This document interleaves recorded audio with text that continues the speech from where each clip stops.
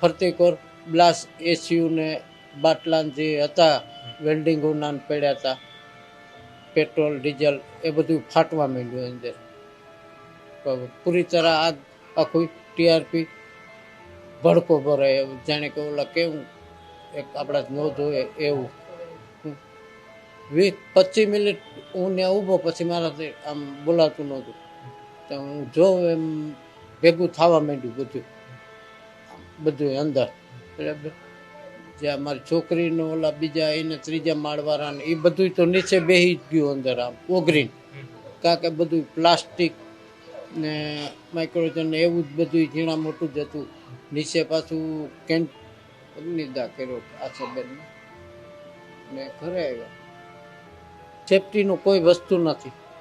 બરાબર, જે આગ લાગી ને એ એક પાણીની નળી, આપણે જે નળમાંથી પાણી ભરીએ ને એવી નળીથી આગ બુજાવતા. આગ બુજે કોઈ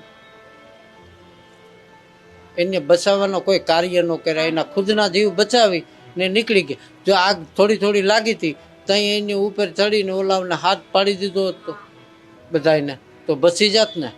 કઈને એ ન કર્યું ને ખુદના બધાના દોડીને વિડીયા ઉતારવામાં, અંદર વિડીયા ઉતારતા. આગ લાગી તો વિડીયા ઉતારવાનો સમય હતો અંદર ત્યાં.